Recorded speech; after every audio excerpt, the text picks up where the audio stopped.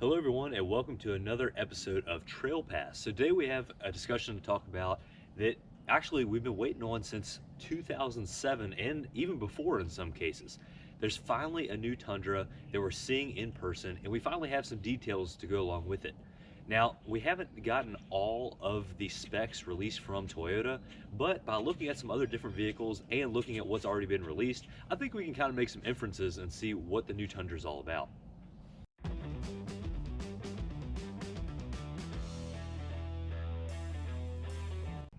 So over the past few months, Toyota has been sharing more and more details about upcoming models, in particular the 2022 Land Cruiser and the Tundra.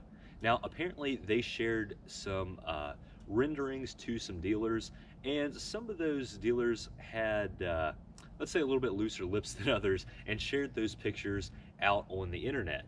Now, Toyota did something that we've never really seen before. They responded with maybe one of the coolest PR moves ever. They basically just said, some people can't keep secrets. Here's what the truck actually looks like. Not the renderings, but the official pictures of the new 2022 Tundra. And not just any Tundra, but an actual TRD Pro, which is something that we weren't expecting at all. Normally, when a new Toyota model comes out, and if there is going to be a upper trim level like a TRD Pro, normally that could come in the following year, the second year of the new generation. But it looks like Toyota is going to bring us a TRD Pro Tundra for the 2022 model year. So starting off here with just a look at the overall styling of the new Tundra, and great for us, it doesn't look exactly like the old truck. This is an all new generation. Again, we haven't seen an all new generation Tundra since the 2007 model year, which is, crazy that they've been holding on to that truck for 15 years now. But the truck looks really good. It has a lot of Toyota family resemblance, meaning it looks a lot like the 4Runner and the Tacoma. And to me, it looks kind of like a super version of the Tacoma. It has a lot of the kind of contours of the hood and around the fenders, and honestly I think it looks really, really nice. Now again, the one we're looking at here is a TRD Pro, and because of that it does have a little bit of styling differences. The grille is all blacked out and kind of has what Toyota calls their heritage grille, meaning Toyota is spelled out across the front, and I honestly think it looks really, really nice. Now, this being a TRD Pro, it also is the most off-road worthy one. It does have, it looks like BBS forged wheels like the current one does. So a really high quality wheel, not only good for off-road racing, but it would likely be lighter, lower your unsprung weight, and help out the vehicle in all different types of terrain, whether you're just cruising through the city or whether you're actually getting your truck off-road. But in that wheel and tire package, the most exciting part is the tires. These look like Falcon Wildpeak AT3 tires, which are a great tire. You've seen Chad review them on our channel in the past, and they're actually an off-road, all-terrain tire. They're not simply just an all-season tire like we've really arguably been getting on a lot of the TRD Pros up to this point. The Tacoma, the 4Runner, and the Tundra all use different brands of tires, but none of them are really all that aggressive. And truthfully, we haven't seen Toyota put an aggressive tire on a vehicle since really the one behind me. But moving on to some other different styling attributes here, they do have marker lights across the grille, affectionately known around pretty much every enthusiast as Raptor lights, and I'm really hoping that this is the market that they're trying to go towards.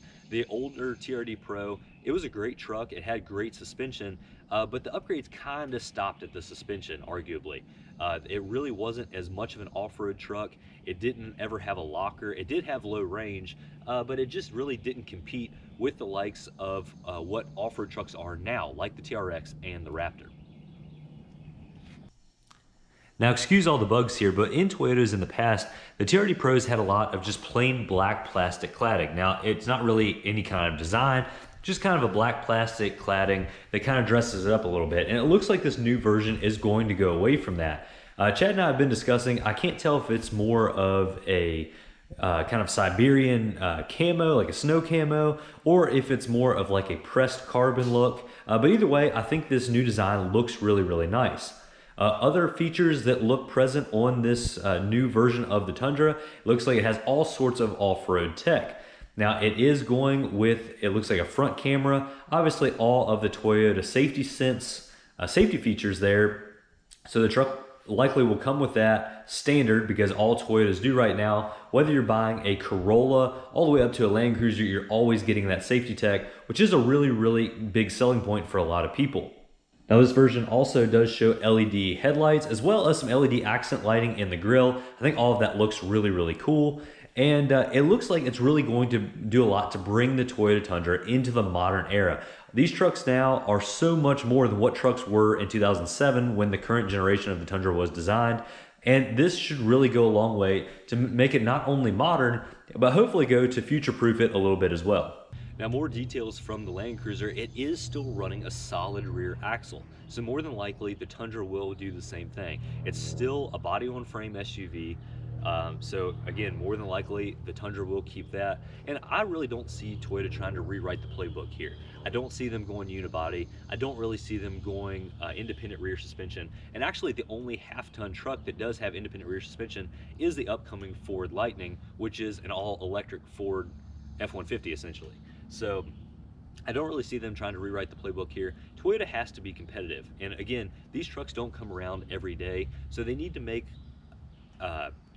changes and additions to the lineup that will last not only for the next 2-3 years, but potentially the next 5 to 10 years, depending on how long they keep this generation. But all in all, I'm very, very excited. When I bought my Tacoma back in 2016, I found that I could get a Tundra and a Tacoma for a very similar price. It really wasn't all that different. And a lot of people would ask, why would you go with a midsize if you get a half-ton for the same price? Well, at that point in my life, I wasn't towing, I didn't really need that big of a truck, and I wasn't willing to put up with the fuel economy. But I'm sure this new generation will be a little bit more expensive, but if the fuel economy is more similar to a Tacoma, I could definitely see a lot more people springing for that Tundra, going with more capability, more comfort, a larger truck, and overall, I think we have a lot of really exciting years ahead. So I'd love to hear what you all think. More than likely, if the Tundra is coming out, the Sequoia is a very similar vehicle, and if we're not getting the Land Cruiser, more than likely we're getting an updated Sequoia here very soon as well.